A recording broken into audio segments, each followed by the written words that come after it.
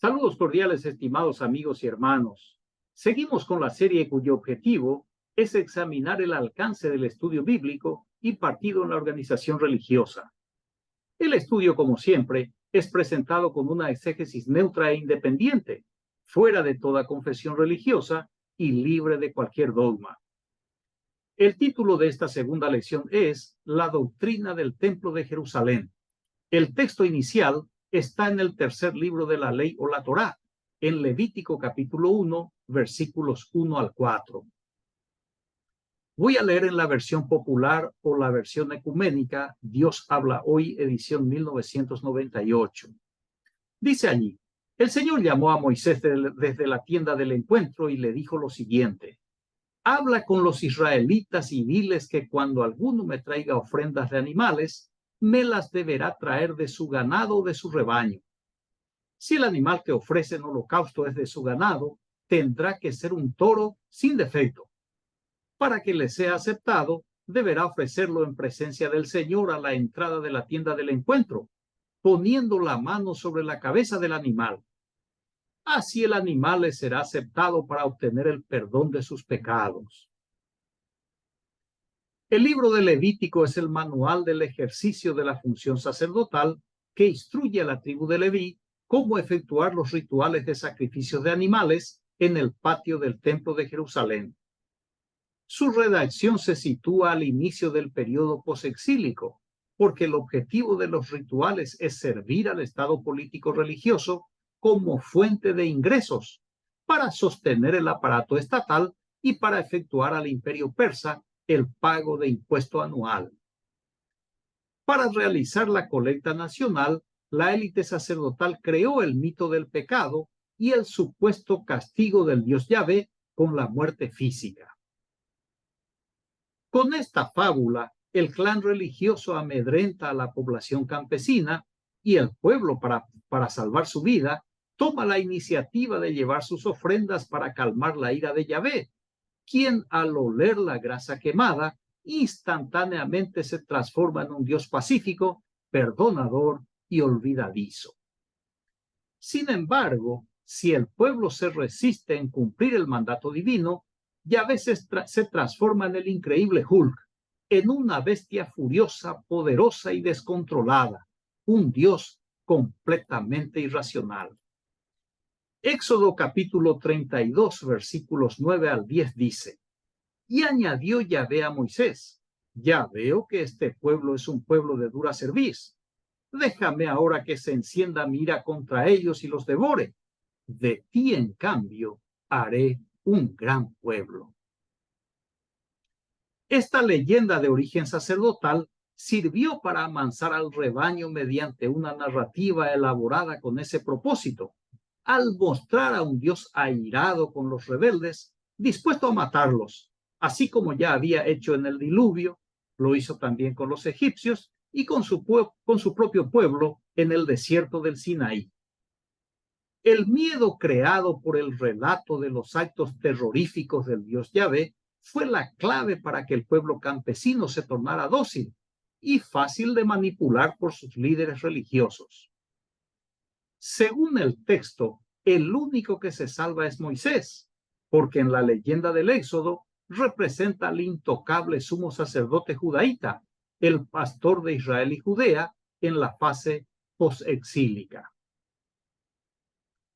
En la doctrina del templo, la élite sacerdotal o clase dominante es el reino de sacerdotes del Dios Yahvé, mientras que la clase dominada es el pueblo, pecador, rebelde y obstinado. El pueblo es siempre la causa de la ira de Yahvé y es el responsable por toda y cualquier desgracia que la nación sufra. Así que el pueblo debía llevar su animal al templo para calmar a Yahvé y calmar también a sus sacerdotes. Una vez cumplido tal exigencia, Yahvé se transforma en un Dios admirablemente bueno.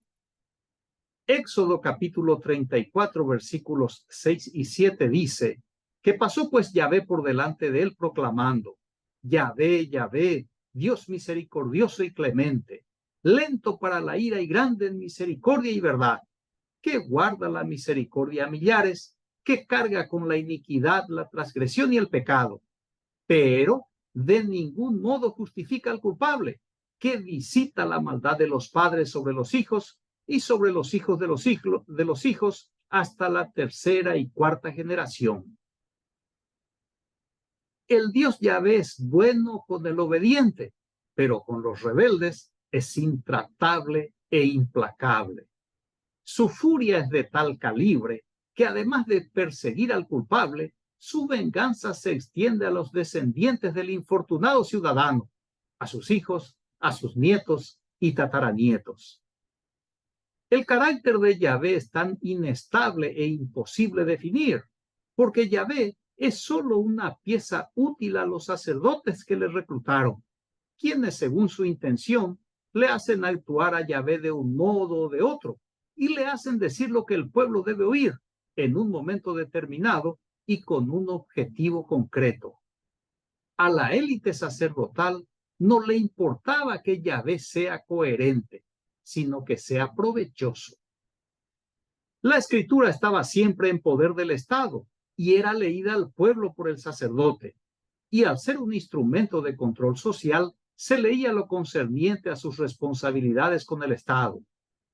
La sección en la Biblia hebrea sobre el deber del ciudadano es un escrito cuyo formato usual presenta la obligación, la pena o castigo en caso de incumplimiento, y en la obediencia una promesa ilusoria realizada por el propio Dios Yahvé. Los profetas, por su parte, ejercían el papel de periodistas del Estado político religioso al proclamar al pueblo las resoluciones sacerdotales y certificar que es la voluntad sabia, precisa y preciosa de Yahvé.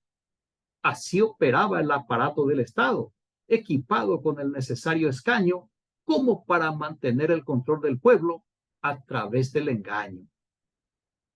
Muy bien, examinemos más de cerca la doctrina del Templo de Jerusalén. Levítico capítulo 1, versículo 1 dice: El Señor llamó a Moisés desde la tienda del encuentro y le dijo lo siguiente. En primer lugar, el autor de la leyenda del Éxodo llama al templo desmontable la tienda del encuentro, en referencia al local de reunión entre Moisés y Yahvé.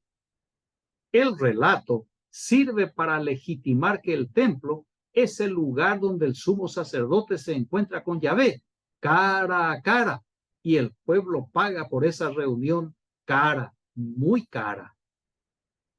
Según el mito, el sumo sacerdote recibe allí las instrucciones de Yahvé para transmitir al pueblo y exigir su cumplimiento.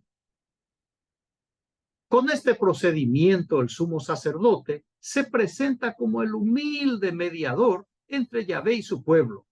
Es como decir que mandado no es culpado, un refrán comúnmente utilizado por miembros de regímenes autoritarios, como en la religión y la milicia, para exigir la obediencia ciega, como fue el caso del patriarca Abraham, a quien se le ordena matar a su propio hijo, a su único hijo.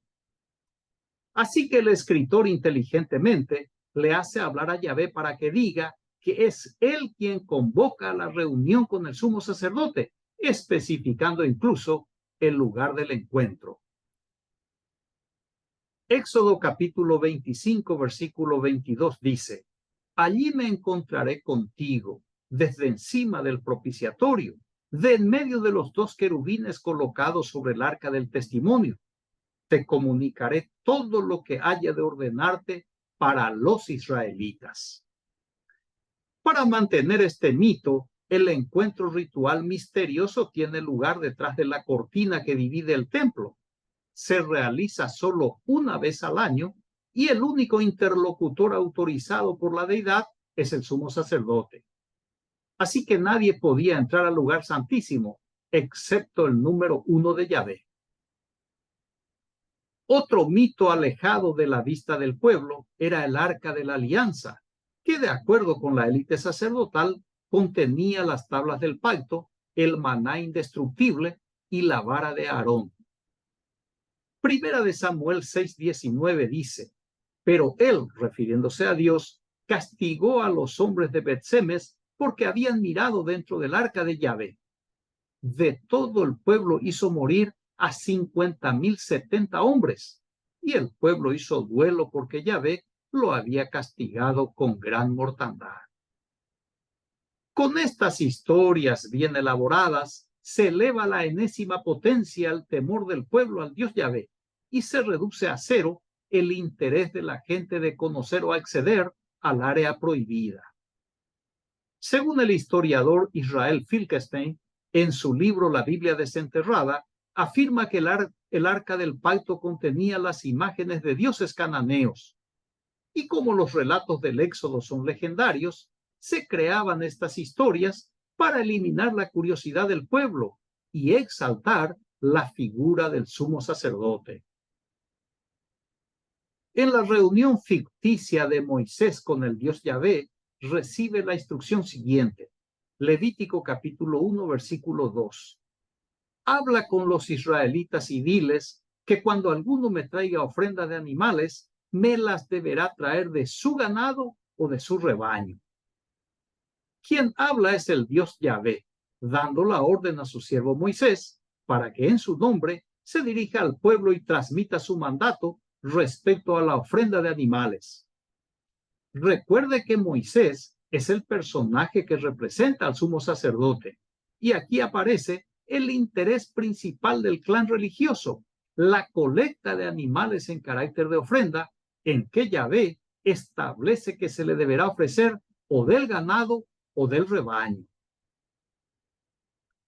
Estos son los animales más caros. El toro, como veremos enseguida, que corresponde al ganado mayor, y la oveja o cabra del ganado menor o rebaño. Para todos los casos, la ley de Yahvé prohíbe al pueblo acercarse al templo con las manos vacías.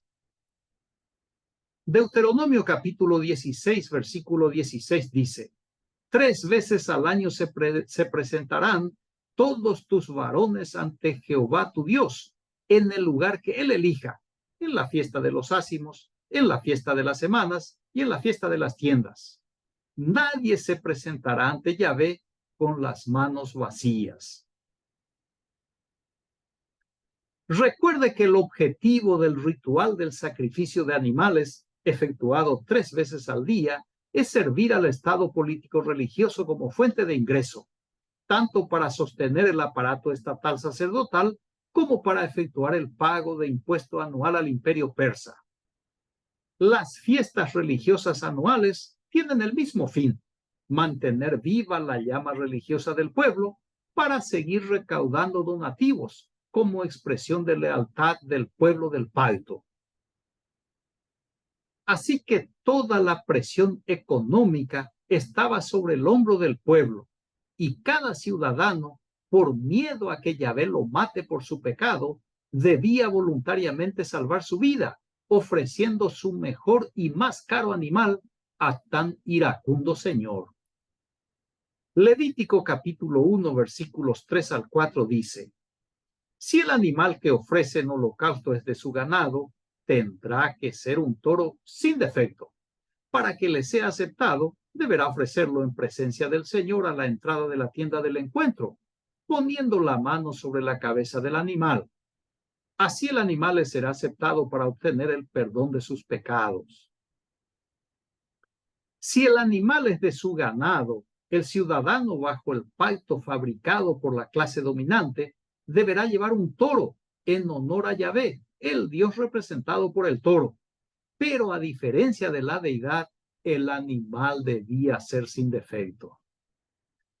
El ritual en que el oferente pone la mano sobre la cabeza del animal que será sacrificado significa que su culpa es transferida sobre su apreciado ganado, quien se lleva su castigo.